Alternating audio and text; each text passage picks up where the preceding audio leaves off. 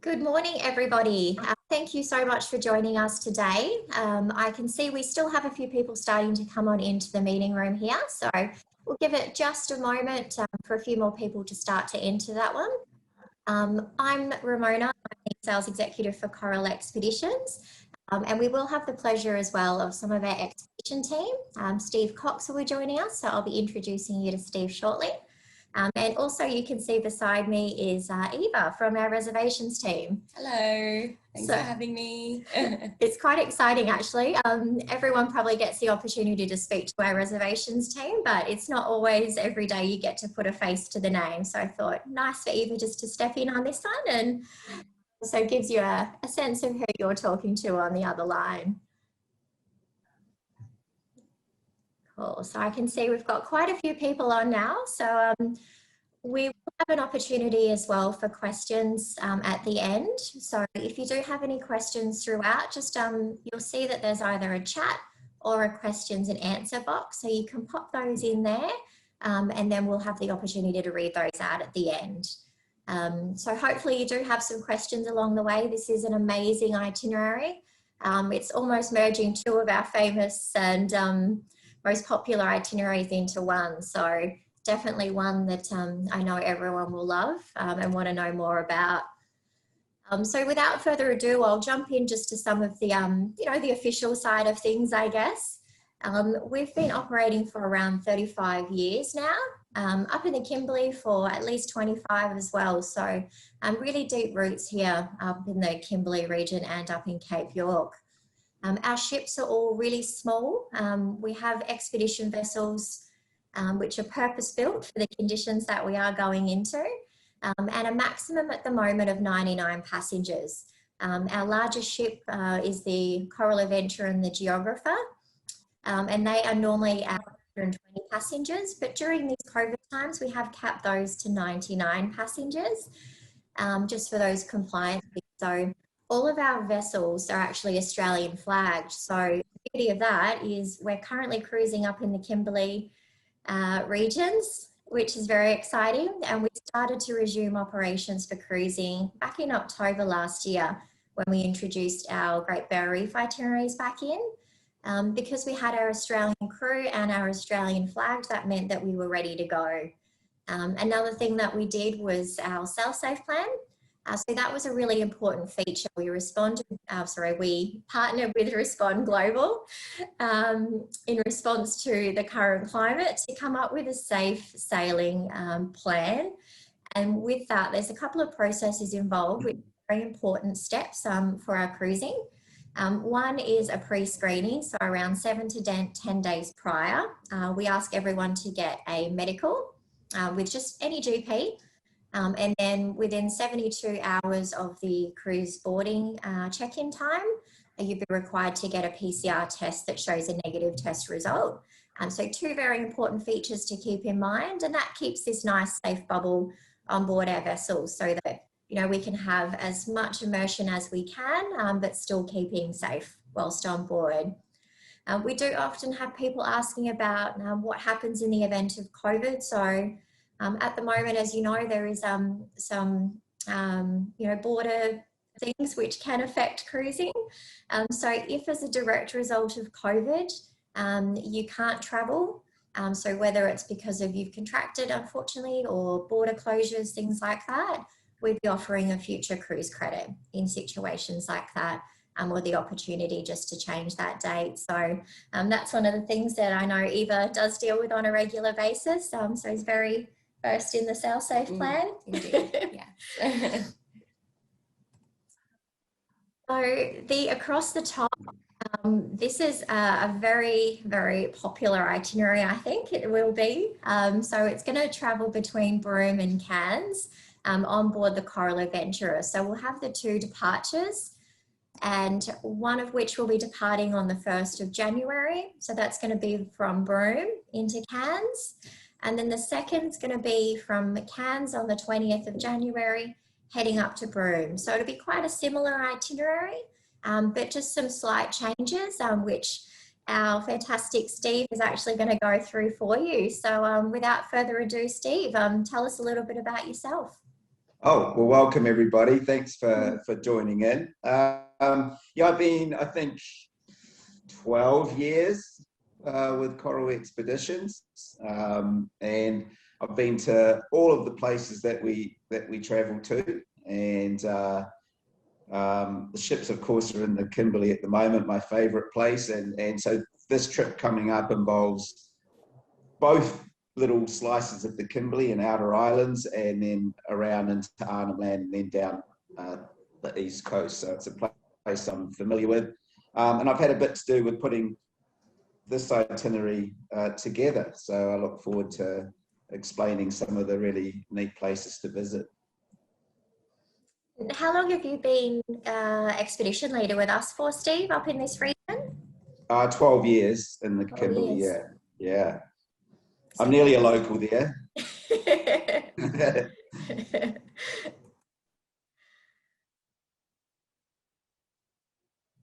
Right, so...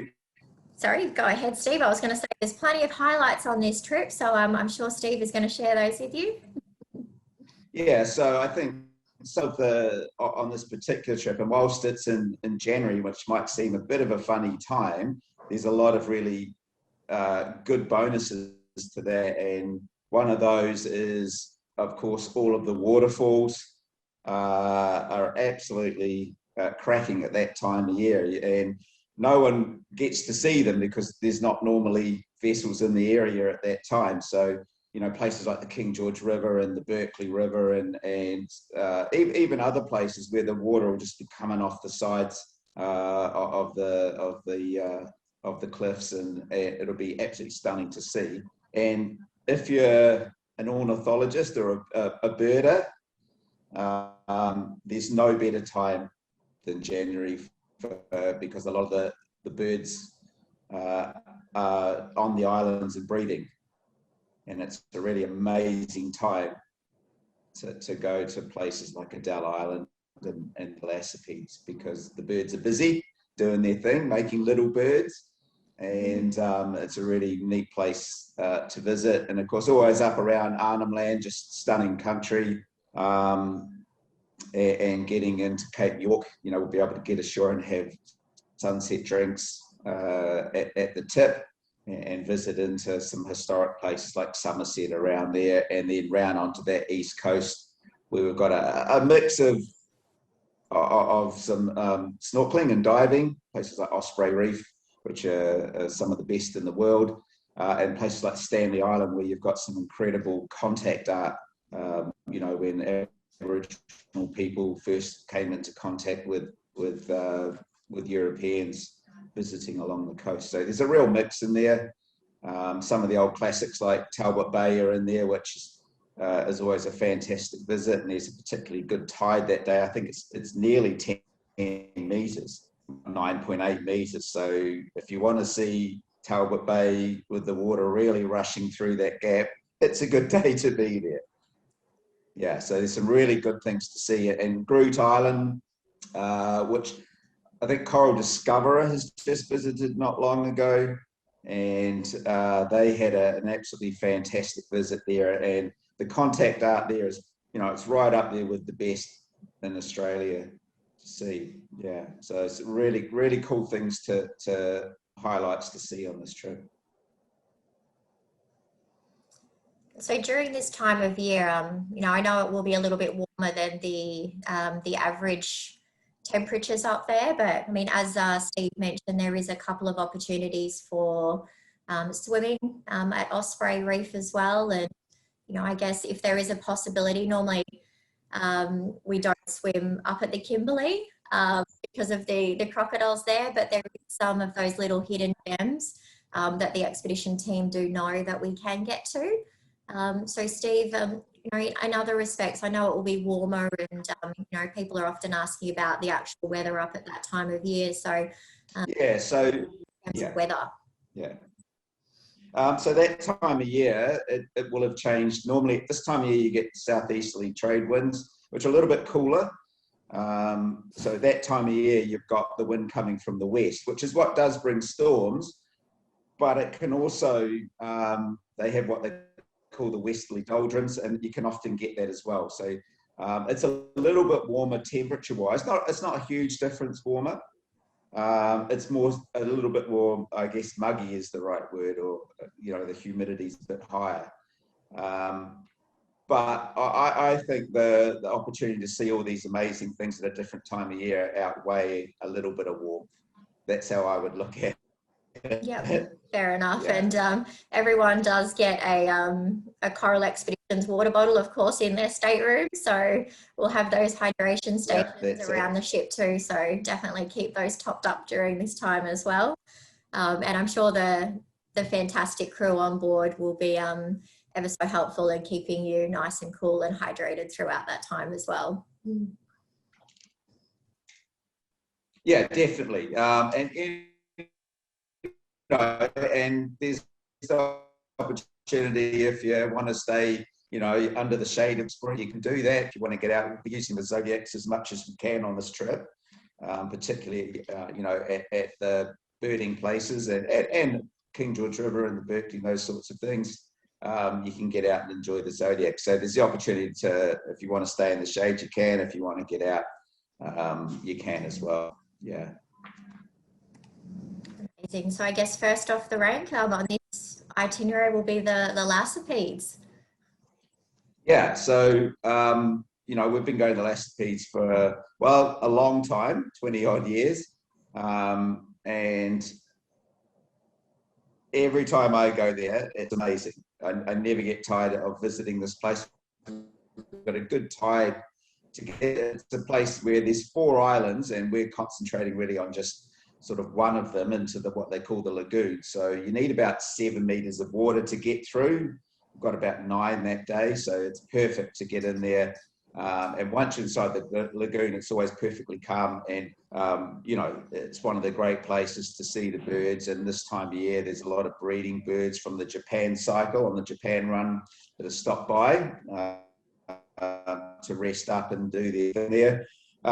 So in particular, you'll see things like brown boobies, masked boobies, Australasian pelicans, terns, so bridal crested, lesser crested, roseates, Caspians, plovers, egrets.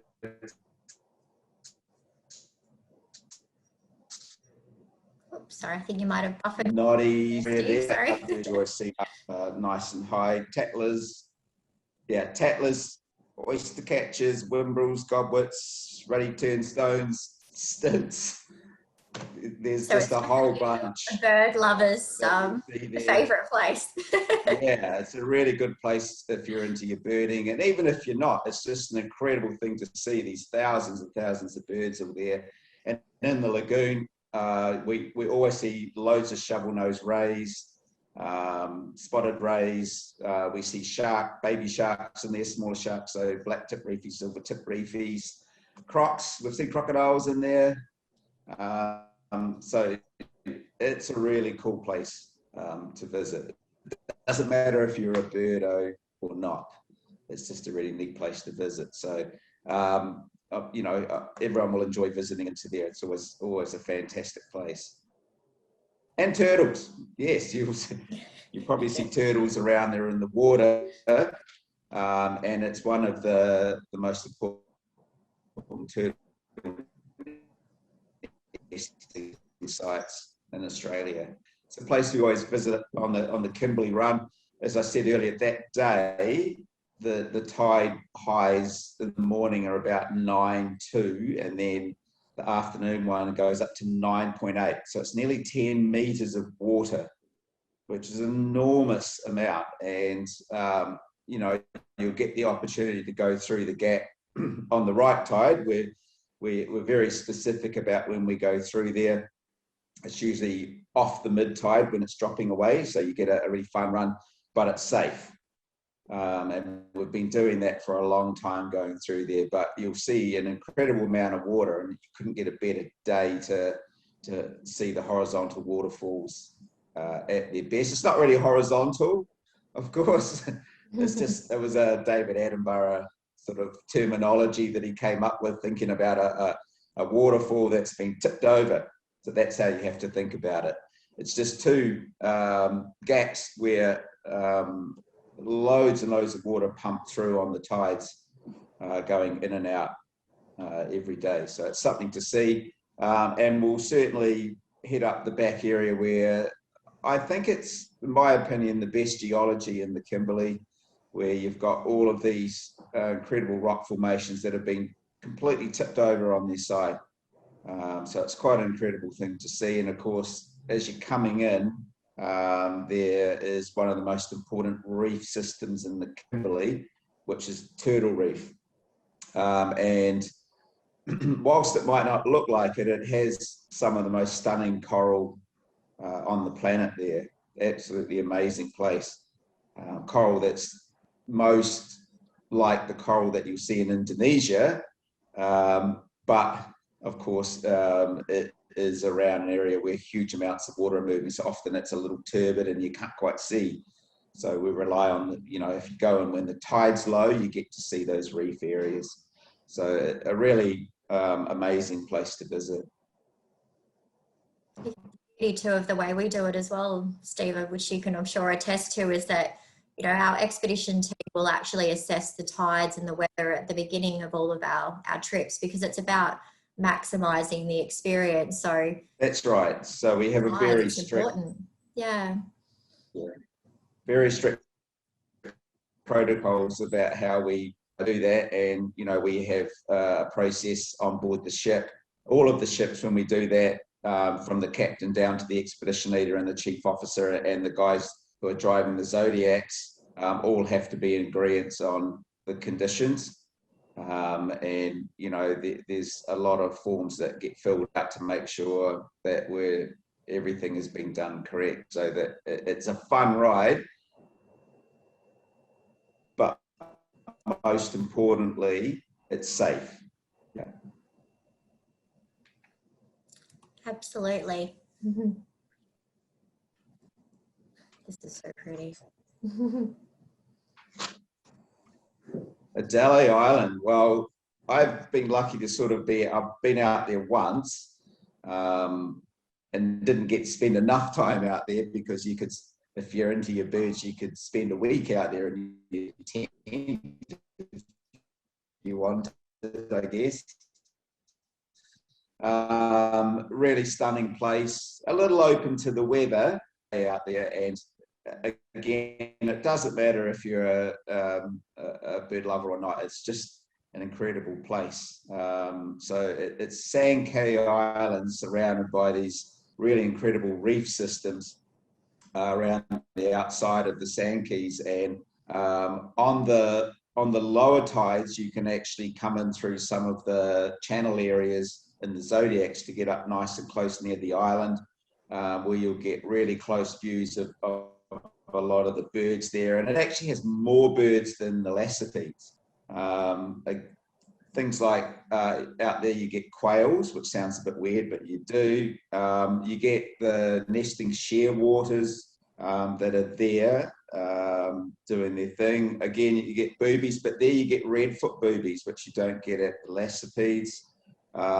There's cormorants, pelicans, greater frigate birds, whereas the Lassipedes you only get the lesser frigate birds. Herons, egrets, there's rails out there, godwits, whimbrels, red shanks and green shanks, sandpipers, tattlers, great knots, stids are out there as well, sanderlings, plovers, 10 species of terns.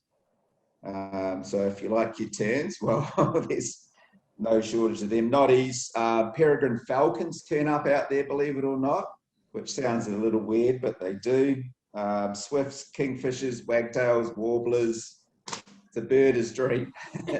And around the edges, when the tide comes in, you can take the Zodiacs and the Explorers right over the top of the reef, and you're very close. There's not a lot of water, so you get to see huge amounts of rays out there, sharks and turtles, a lot of turtles out there. So it's a really neat place to visit, and there's no one living up there. It's just pure nature, very remote place, not visited very much. So you know, it's not something we do on our normal trips. So this is something that's particular to this trip. After that, we'll be heading across through the archipelagos and up to Kalama Bay and the King George Falls. And that time of year, there's a high chance that the water will absolutely be pouring off all over the sea. You can see in the picture the two falls there, the left and right. On the left is the main fall, and the right is the runoff. And both of those, it'll just be actually pouring off there and all off the cliff edges as you make your way up the King George. And I've never been there that time of year. It's my word, I'd pay anything to see the falls at that time of year. It will just be absolutely amazing to see. The force of the water there will be incredible. And whilst nowadays you can't land ashore at places there, the focus there, for us anyway, has always been on cruising up the river and, you know, with the explorers and the Zodiacs. So you can mix and match if you want to get out in the Zodiacs, and that allows you to get better photos, in particular photographing up, because you don't have the roof of the Explorer. If you'd rather just stay where it's a little bit cooler under the shade of the Explorer and enjoy all the views and take your photos and listen to the commentary from the guest lecturers, then you can do that. So you've got the options of both.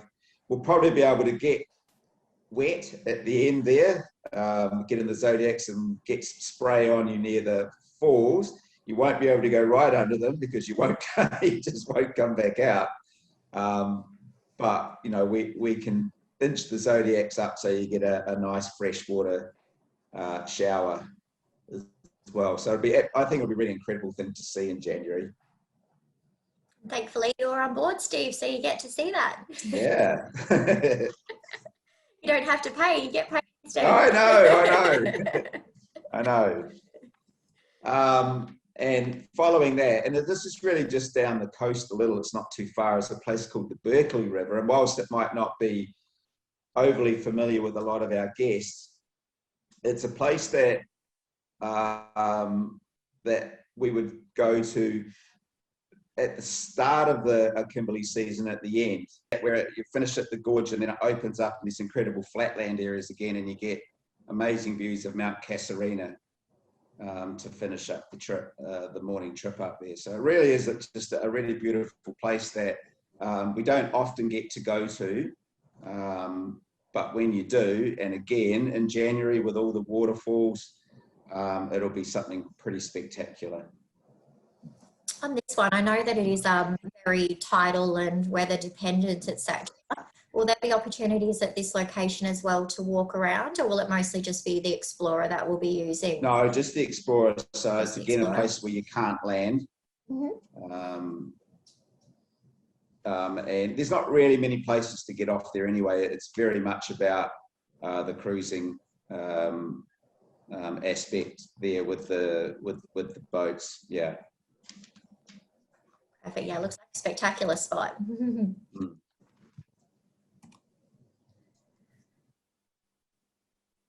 Right, so just mostly clearances, yeah, for Darwin? Yeah, just clearances and taking on a little bit of food stores and then heading away quickly. So it's just a very brief stop. And then the next stop after that is Victoria Settlement, which is the Coburg Peninsula, not really that far away from Darwin at all, and historically a very interesting place.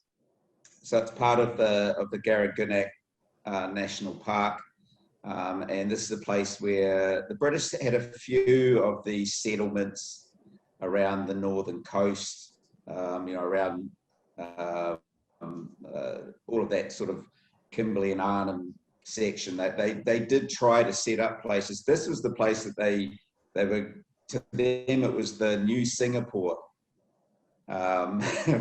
And it turned out, of course, to be a complete disaster. As you can see, 1838 to 1849 tells you that it didn't work.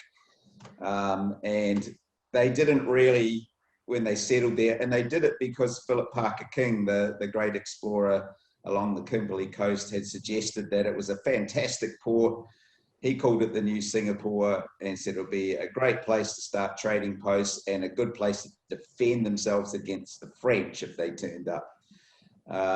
But the reality was and they arrived at the same time we're going to be there in January. October. So it was October they arrived, and so they were there through that wet season when it's very hot and sticky. And if you think back and imagine the uniforms that they wore, the soldiers with their little wool suits, and the ladies having to wear all this attire when it's late 30s and high humidity, it just didn't work, and they had a lot of sickness. But what's remaining there now, as you can see in the top left, are these incredible structures. They built these houses, and they're built in a Cornish style.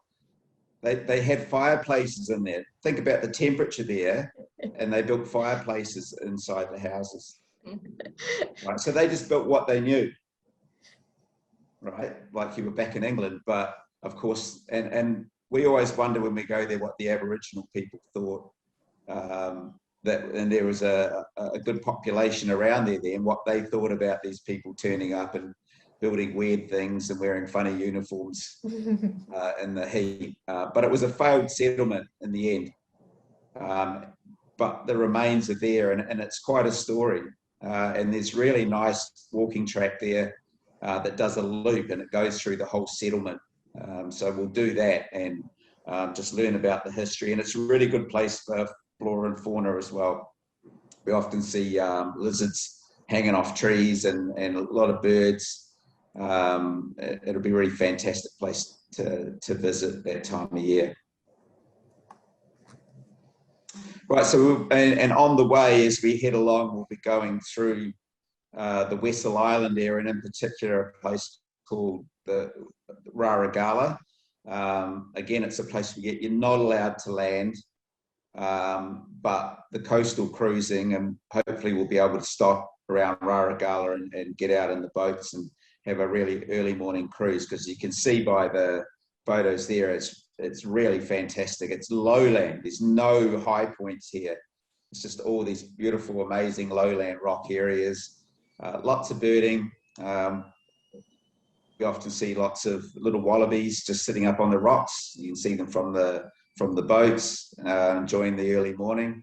So that'll be a stop that we'll do along the way as we're heading along the coast. So that's the part of the Western Islands. So we're in Arnhem Land, and Raragala is the place that we'll be visiting. One of the fantastic contrasts that I could see on this cruise as well is, for anyone that's into their geology, it looks like there's a whole diversity of different types of terrain and geology that we're going through, like from the most of flat folded landscapes here to the Kimberley. Yeah, and I think when we were looking at this trip, that was one of the things that we decided on, was that we wanted some people to be able to see all these different parts of the Kimberley in Arnhem Land. So we wanted to show, these incredible rock formations, say back at Talbot Bay, and then what you see on the way on the outer reefs, and then coming in along, the two big waterfalls, King George River and Berkeley, and then you get into this typical Arnhem Land coastline where there's not a lot of high points, and you get these incredible sort of flattish looking areas with amazing rock formations. So that was definitely part of the planning, that would have the opportunity to see all of these different areas. And while we're in that area, there's a place called Hole in the Wall, which is basically a gap between two islands where water runs through, and we'll certainly take the explorers through the gap there. Groot, we've only been there once, and as I said at the start, the guys on the across the top trip just coming back, it's just actually been I think the other day they were in Cairns at the end of their trip, weren't they? And I talked to Jamie, one of our other, old mate Jamie, one of the other expedition leaders, and about Groot, and he said that the guests had a fantastic time there. The people were amazing, the locals, and very welcoming. And in particular, all of the guests really enjoyed the art. It's some of the best in Australia, and some of the most important contact art. So there's this real contact between European ships that came through, but in particular, the Trepangas. So the guys that were coming out of Indonesia and Malaysia and coming down and gathering their supplies that they needed along the way, and then getting down onto the Arnhem Land coast and into the Kimberley coast as well, and doing their hunting trepang. And and obviously they must have had a relationship with the locals, probably both good and bad, who knows. But the Aboriginal people recorded all of this up on these rock walls about all of the ships that came through there. So it's a very, very important place, and a lot of also art there containing about things that they were taking from the ocean as food. And the rangers were there with the guys, and the rangers will be there as well for the next time, and they're really good in explaining the art. So I think people really enjoy Groot Island.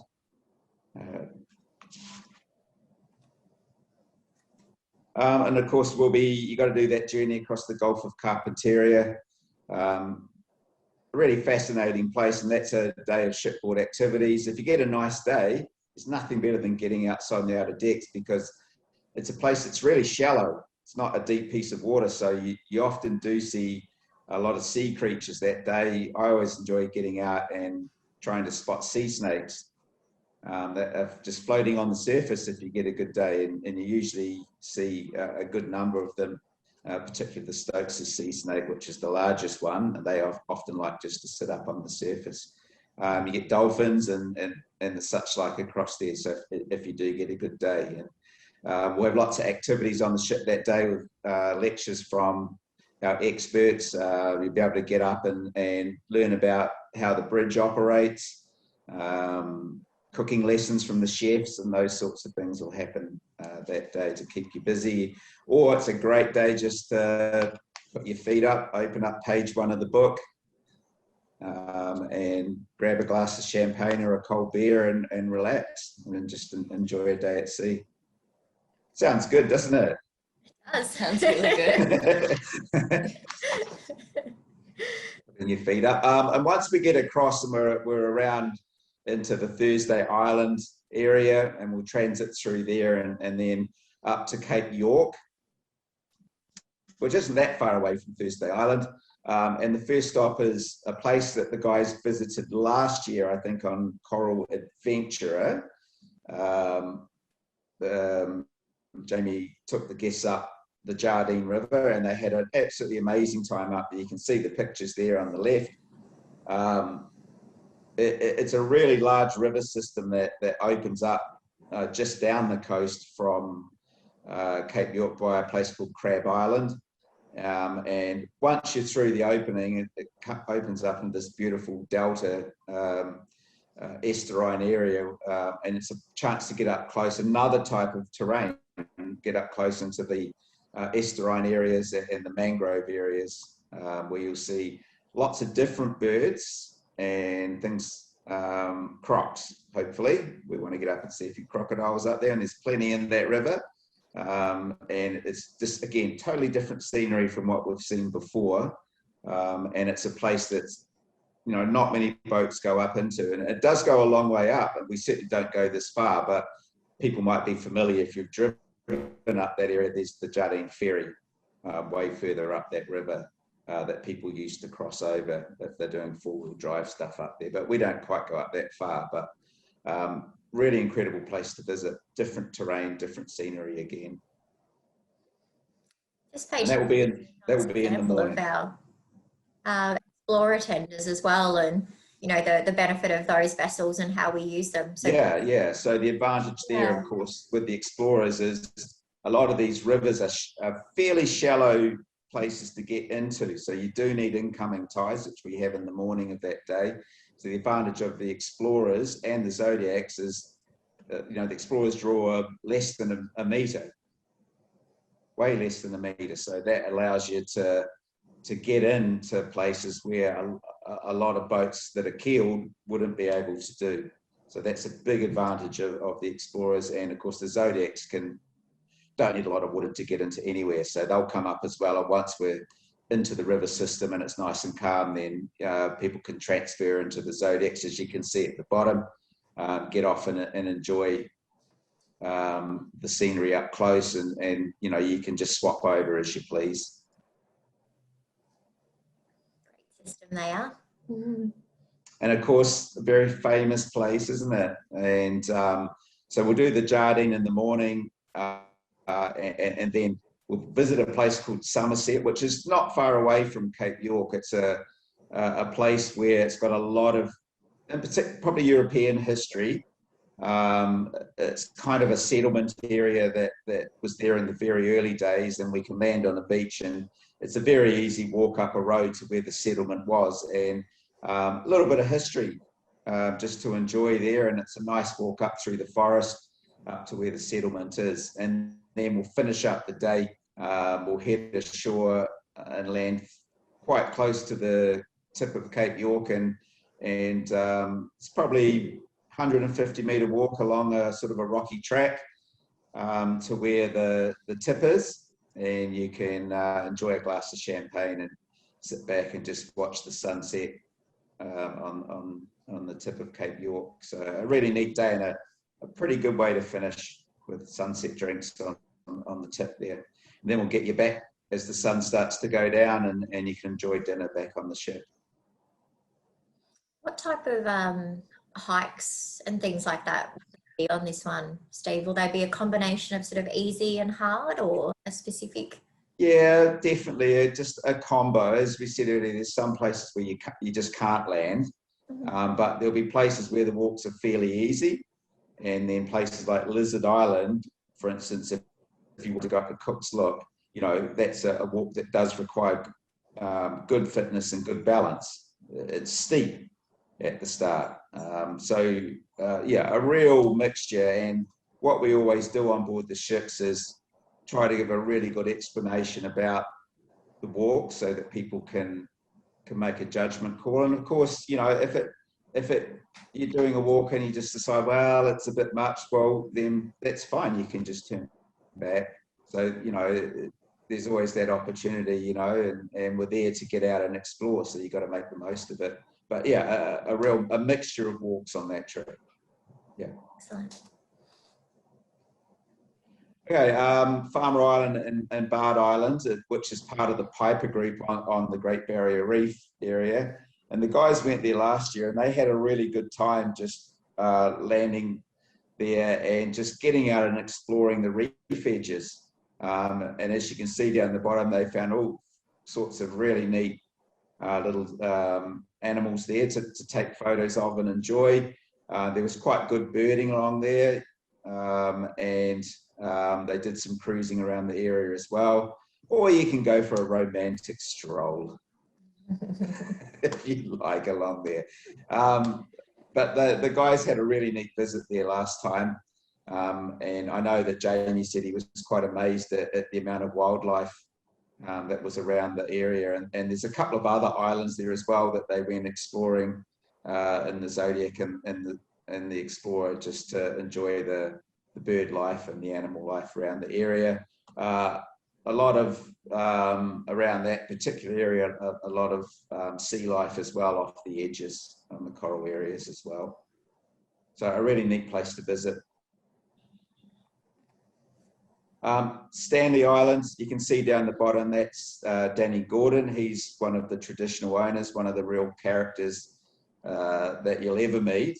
And his land there, when we visit onto Stanley, we're there in particular to see the art, but also it's just a really beautiful place to visit that has this really nice feeling about it. And usually, if you get really good weather, you can land just on the front on the beach with the tide coming in. But if it's got a bit of swell rolling in, then we just roll in between Flinders and Stanley and anchor in the Owen Channel. And there's a fairly easy high tide landing there. And it's about a 30-minute walk across a low saddle of the island, then along the sand, and then Parks and Wildlife have built tracks that we just go up, and they do rise up a little, but it's very easy walking along good tracks. And the art there, you can see Danny in front of some of the art, and there's a lot of incredible contact art. If you look at the photo down on the left-hand side at the bottom, you can see the ships that they've drawn and painted up on there. And there's a lot of contact art from these European ships that were through there, and possibly Trepangas as well, hurling ships. And so there's a wide variety of art, both in age and the types of art there. So it's really important stuff. A lot of sea creatures painted up there. Really incredible stuff, and in great condition because it's so well sheltered up through there. So we always have a really neat time when we visit there. And it's a walk that most people are able to achieve and go through and enjoy the art, and then we walk back and the explorer come pick us up. You can be cruising around the Owen Channel, and of course you can head over and visit onto the beaches on Flinders and a couple of other places as well. They've got interesting histories as well. So that's Stanley Island in the Flinders group. You can see from all of these various images as well, there's a lot of beach landings and walks and things. Yeah. Yeah. A tip to pack is some wet landing shoes. Yeah, always. Yes. Yeah. Always bring wet landing shoes, or shoes that you don't mind getting wet. If you've got your old sneakers or something like that, bring those along. And we always, at the pre-briefings the night before and before we head out, remind everybody about the type of footwear that you need. So my rule is, if you're going ashore, you're probably going to get wet. So wear shoes that you don't mind getting wet. And if you need to have proper walking shoes on, which lots of people do or prefer, when you're ashore, we'll have towels ashore. We always do that, and you can just dry your feet off and put your good walking shoes on and enjoy your walk. Yeah. So we always allow time for that to happen. Osprey Reef, if the conditions are good, it really is a stunning reef. I've been lucky enough to do work all along the Great Barrier Reef with Grumpa way back in the day, with the Crown of Thorns program, and it's one of the better reefs because of where it is. It doesn't suffer that warming that a lot of the inner reefs do, and it's got this quite strong water coming over the top of it all the time on the high tides. So it's got beautiful reef areas on the outsides, quite strong currents run along there. So we stay inside the lagoon area where it's a bit more sheltered from those currents, and you get beautiful reef areas, lots of sharks around there to enjoy, lots of little black-tip reefies and the such, like just cruising around, and a lot of course, fish life around there as well. And pretty much, we've been there quite a few times, and there's never been problems with everybody being able to get in and enjoy the fantastic reef and coral around Osprey, and a place that's not often visited because of where it is. So it's far away from Cairns and Port Douglas, so it's really only charter boats that go out there. Other than that, it doesn't get too many visitors. And we include the snorkeling equipment for any opportunities where there is snorkeling. There is the optional extra of diving here though, yeah? Absolutely. So when we get round onto the East Coast, the dive instructor will do briefings for snorkeling and do all the paperwork for that, and then we'll issue out snorkel gear to those that want to do it, and then the dive instructor will go through all the paperwork and get people signed up and ready for diving. So if you haven't dived before and you wanted to give it a go and you're able to medically do that, there'll be that opportunity. If you're a certified diver, you're able to do that as well. We have all of the equipment on board that you can do.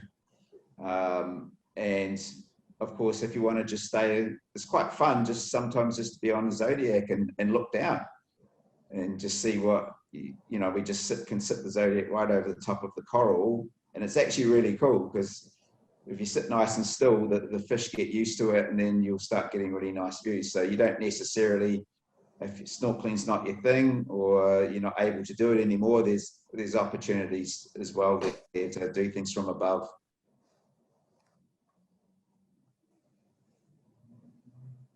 Wow, this looks like Lizard Island to me. Really fantastic place, and it's a great place for different walks. For the very fit and able, you can see in the left, looking down from the top, there's Cook's Look. So it's a walk that came about from the explorer James Cook, who got trapped inside the reef and was looking for a high point so he could kind of see if he could see a way out through the reef system. So you can imagine doing it in their full uniform. There's little wooden shoes climbing up there, which wouldn't have been fun with no track, but they climbed up there, got up there the first time, then the cloud came over and they couldn't see anything. So they had to go back down and then come back up the next day. But he got views up there and saw a channel out to the outer reef, which he used, which bears his name now. And there's a track there now that you can go up to Cook's Look at the top. It is you've got to be fit and you've got to be able. You really do, because the first 30 minutes is up steep granite track area. And then it levels off a little into a well-formed parks track, which sort of ambles along sort of up and down a bit. And then the last 20 minutes is quite steep up to the top. So that one you do need good fitness for. But down the other end of the bay, if you look at the photo on the left at the top, down the end of that bay, there's a place there where you can walk. There's a beautiful boardwalk through there, which goes through the wetlands. It's really neat, fantastic, and it finishes at the little airstrip along there, where often you can see Lizard Island got its name because when James Cook went there were lizards everywhere.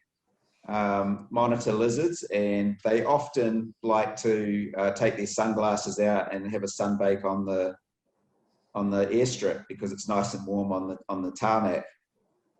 And because there's not a lot of planes coming in and out, the lizards can often just lie back and enjoy a nice leisurely afternoon in the sun. So often you see them there. And for those who want to go further, you can follow the track down past the airstrip, and there's a track that goes for about probably 30 minutes down to the Blue Lagoon, which is a really fantastic place. So there's plenty of really good walks. You can just walk along the beach. And of course, down in this the bottom corner in that photo you can see on the left top is the Watson's Bay Reef area, and you can just access that off the beach. So we just set up on the beach in the bottom corner, and you can go snorkeling out over the reef area, and really neat stuff, good fun, very easy snorkeling. There's not a lot of current or swell in there, it's very protected, clear water, lots of fish around the edges of the reef, and something everyone can enjoy. Get out there. If you want to just go for a swim in the water, it's crystal clear, sandy, outside the reef areas. So there's lots to do there. A really busy and fun day to finish up the trip at Lizard.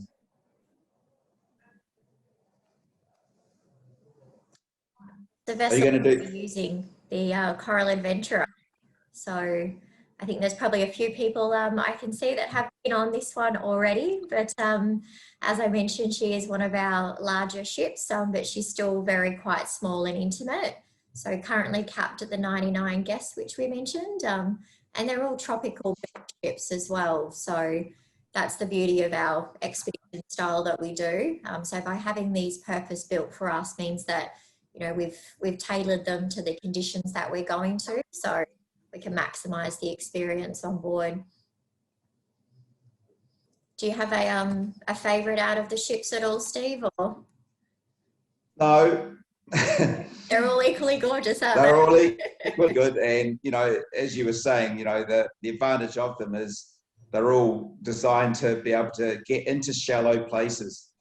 That's the key for, you know, my experience anyway, wherever you go. there's no point having a ship that's so big or got such a deep keel on it that you can't get into places. And so these were designed in particular, you know, even, you know, the beautiful old Coral Discoverer, you know, its advantage, and both Venture and Geographer, to be able to get in close to places, and that gives you access with the Explorer and the Zodiac. So they all kind of got to work in symmetry in expedition cruising. There's no point having a ship that you can't take anywhere. Yep. So all of these are equally good at getting in nice and close and allowing us access to places. And that image down there in the center of the Coral Adventure with the Explorer on the back, that's a really prime example of just how easy it is for us to use those Explorers. So we'll actually have them hydraulically lowered down to that back deck there that you can see, and you can literally walk on and off from that back deck to the Explorer, and then we just hydraulically lower them down. So it's a really handy platform to actually be able to utilize for the Explorers and also for our Zodiacs if need be. It just makes it a little bit easier than having to clamber downstairs or, you know, ladders and things like some other operators I have heard use. We do include, of course, everything almost on these expeditions as well. You can see the dining room down the bottom there. It's designed to be a communal type of dining, so it's a really relaxed type of feel on board. We don't have the, you know, the fine dining nights where you're required to wear ball gowns or, you know, anything like that. It is a really relaxed type of feel. We don't have assigned seating either, so you can just choose where you'd like to sit. We include all meals, of course. We can cater to various dietary requirements as well, so absolutely do keep us posted if there is any special requirements. And then throughout lunch and dinner service as well, we'll include house wines, house beers, and house spirits as well.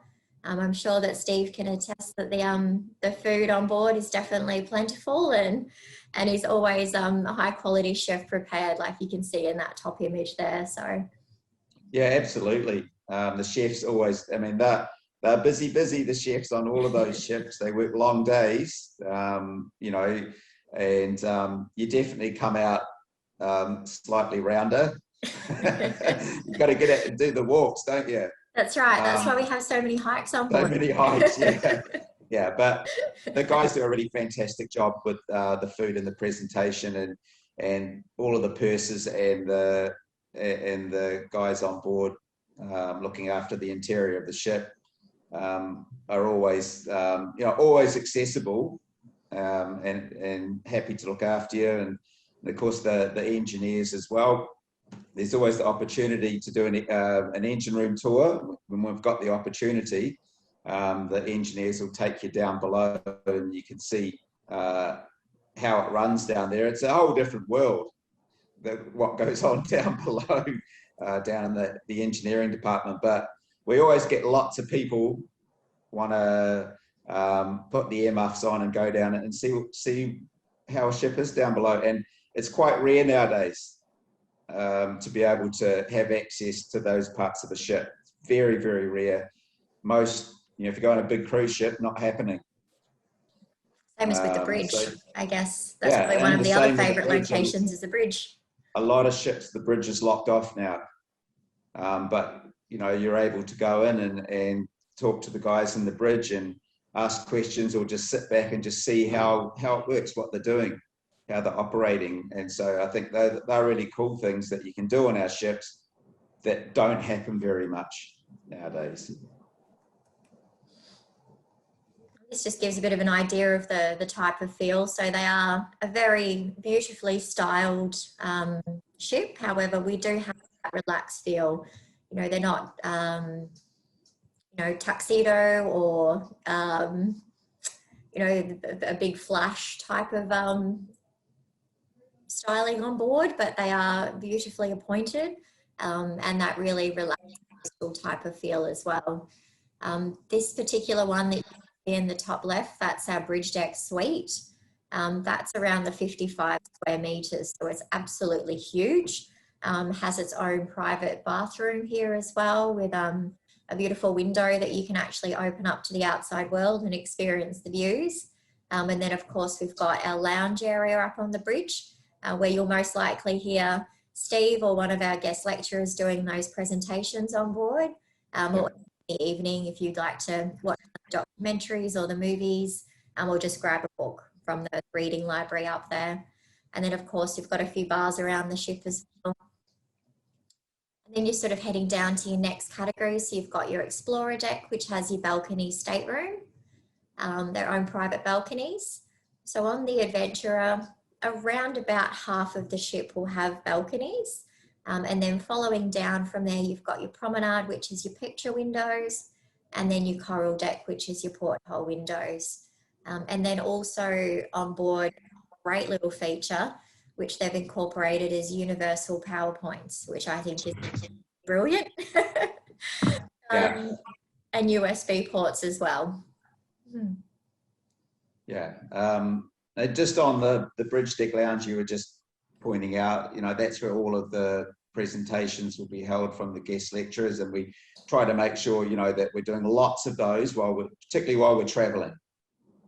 Obviously not while we want to get out and do things, and then the presentations will be built around the places that we're visiting or just visited as we go along the coast. So they're styled to fit the places that we're going to. And always a daily recap at the end before you head down to dinner, and a preview of what we'll be doing tomorrow or the next day. Amazing. Thank you, Steve. I can see we have quite a few questions up there, so we do still have time for questions. So let's see. So I guess we covered, one of the questions was about the humidity and the heat on board, but we did cover over that one. And then just also about the sea conditions during that time of year. Is it monsoons, and approximately, you know, what kind of sea conditions we could expect? Yeah, well, look, you're definitely in that monsoon season. However, what we have done is design the program so there's a mixture of places where it won't affect what happens. And there's always, you know, when you get out to places like Adele Island and those sorts of places, well, it can happen at any time of year. Lassipede Islands, if it's blowing hard, those places, that's just nature, and it doesn't matter where you are in the world doing a trip, those things do come up. But we've also built into the program, because we're along that Kimberley coast, other places that we can go to that are sheltered. So we have got plan Bs in place. But, you know, I think there's absolutely high chances everything will go really well.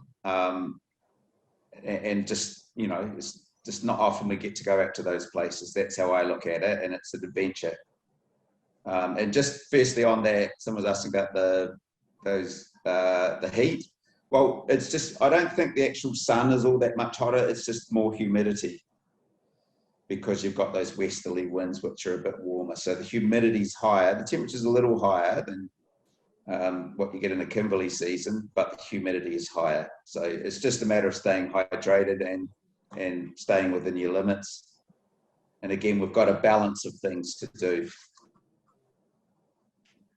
Worries. Just another question about the Lassipede Islands. Do we get off and walk around, or is it just the zone? No, you can't do that because of the classification there, and the danger there of going ashore is that you, with all the breeding birds, that you scare the birds off the nest, and then other birds come in and take the eggs.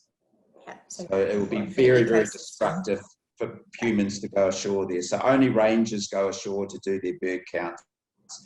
You're so close, you don't need to go ashore. When the Zodiacs come up to the edge in the lagoon, you're a metre away or 2 metres away from some of the birds. So you don't need to go ashore and cause damage by scaring birds away. We can do it from the boats, and you're very, very close to them.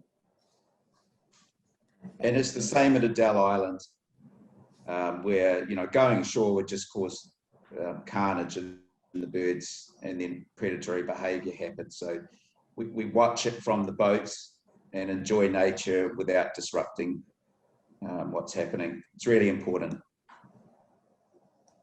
Perfect. I can see There's a few sail-safe questions, which I'll answer sort of all at once about those.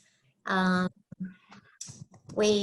a question about catering to dietary requirements. Absolutely, we can cater towards specific dietary requirements, so celiac or gluten-free, vegetarian or allergies, things like that. Absolutely.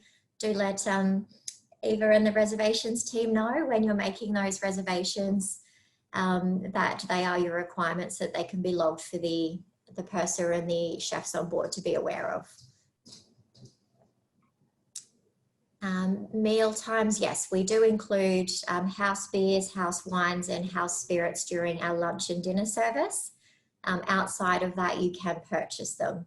We've got numerous bars around, or you can purchase them. We do also have different wines on our menus, which you can purchase, which aren't on our house menu. And then also we've got some connoisseur packages or Australian wine packages, which you can view. There is a menu on our website. If you would go down to the very bottom of the website, you'll see there's a section on our cuisine, and you can absolutely read more about the selections on board and the inclusions there as well. Questions about the staterooms. You can also download the fleet fact sheets from our website if you're wanting to sort of get an idea of the cabin numbers and configurations, etc. But the staterooms aren't all the same size, they do vary.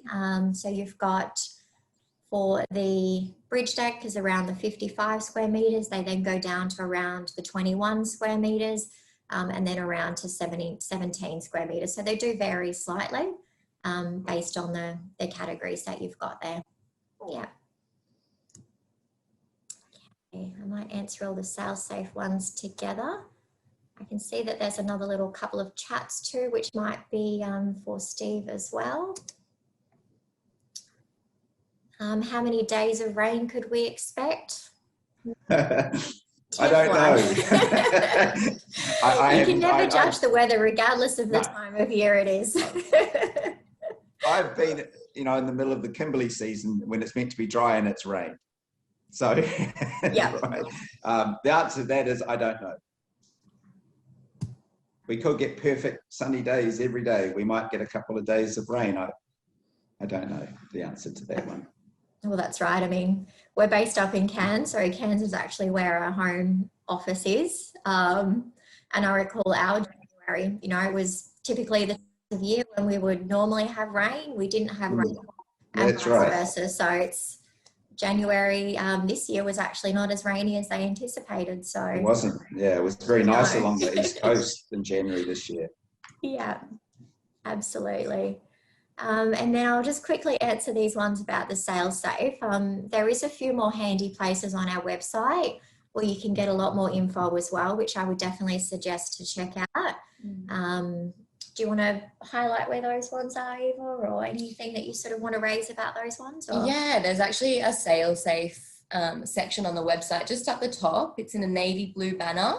If you just hover over the sail-safe section there, it'll drop down with frequently asked questions, and it's actually got a full step-by-step guide on how to do the PCR test correctly. And there's a question I can just see here about the PCR testing.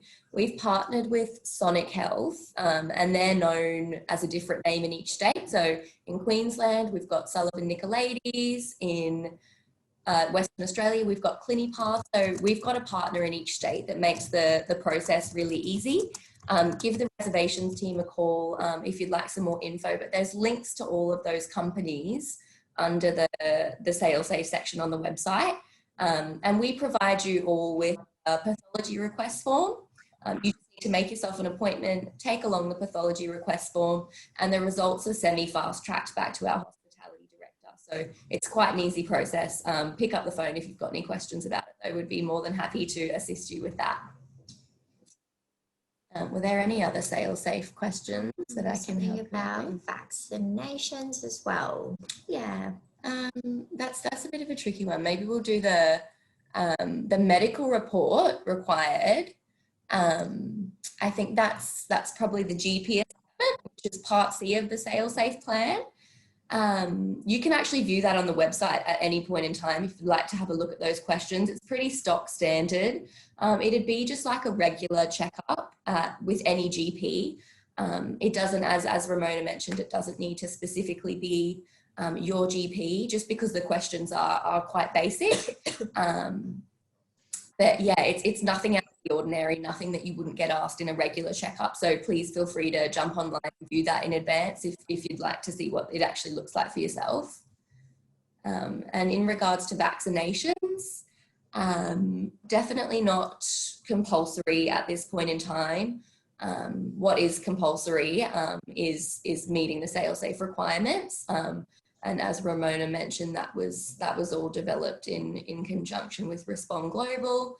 But yeah, who knows what the future holds in regards to vaccination. It's not compulsory to be vaccinated at this stage. So yeah, we'll just have to wait and see what that looks like further down the track.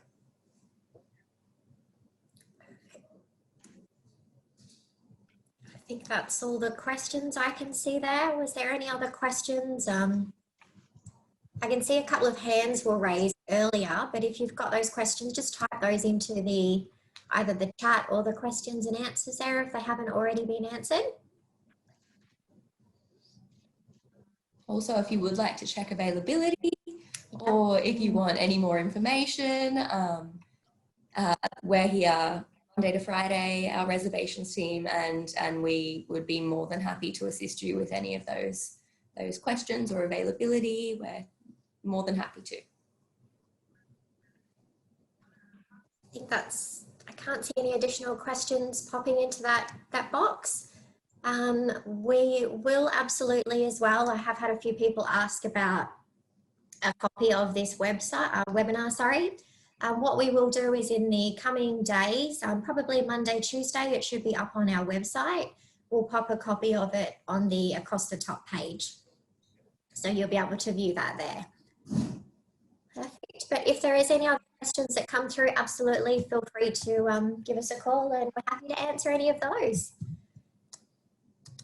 Lovely. And thanks so much, Steve. We really appreciate all of your amazing knowledge and insights. It's really such a blessing to have someone as knowledgeable as yourself here to share all the fantastic experiences. Oh, you're welcome. No worries. I like talking about places I like to go to. No, it's really good. And I hope it's been helpful for everybody who's joined us this morning. And as the girl said, if you got any questions, just forward them into reservations. And if it's something they can't answer, then they can head off and ask myself or the other guys involved in this area. Lovely. I might just I can see, Alison, that you still had your hand raised to ask a question. You can either, I'll just unmute you, that way you can ask that question if you like. Can you hear me? I can, yeah. I don't know whether you got my questions. There was one that you just sort of answered about, would you ever consider just taking vaccinated passengers, and then we wouldn't have to go through all that other rigmarole. And crew. And crew. But at this stage, you've obviously decided you'll wait probably till there's a more higher number of people vaccinated. Is that correct? That's right. And also at present, the vaccination doesn't specifically stop transmission. So if there was guests that were on board, for example, that weren't, at that final stage, or they hadn't been vaccinated, there's risk of them potentially get harmed. So I guess our policy at the moment is still that sail-safe plan. So everyone still needs to be COVID tested. That way we can have that negative result for everybody on board, regardless of what stage they are at the vaccination process. So what the future holds, who knows? But at present, based on our Respond Global partnership and their advice as well, that's currently our plan. So yeah, we assume that the sail-safe plan a little bit further down the track will be reviewed and updated as things progress. But just at this stage, this is what we've got in place for the moment. And regarding the previously we used to have buffet breakfasts and lunch, which, you know, I know had to be stopped with the COVID. Is there any plan to bring that back if we are able to, with a COVID safe plan? It will depend on what kind of rulings come from, you know, officials, I guess. We have to comply with certain health protocols and things like that. So if health protocols do change in the future and we are able to go back, I won't say exactly that we will. That's a directive for our chefs. I would imagine that the plan would be to go back to that when we can. At the moment, we haven't done away specifically with buffets. What they've done is we've still got our signature seafood experience on board, but rather than having it as a buffet type of service, it's a per couple or a, you know, like a group service. You know, there's not that typical buffet, but it's more of a platter type scenario per couple. Right. Yeah, I just find it's easier sometimes if you want to whip down and just quickly get what you want for breakfast. Takes 5 minutes, but if you have to sit down and wait for service, it can take half an hour. Yeah, understandable, but yeah, unfortunately at the moment we just need to abide by the rules we've got in play, and fingers for the future. Yeah. Okay, thank you. Lovely. Okay. Well, thank you so much, everybody. And we will, on that note, if you do have any questions, like we said, just shoot those across to our lovely reservations team or give us a call. And thanks again, Steve. Really appreciate that. You're very welcome. Thanks everyone for joining in. Awesome. Bye all. Bye.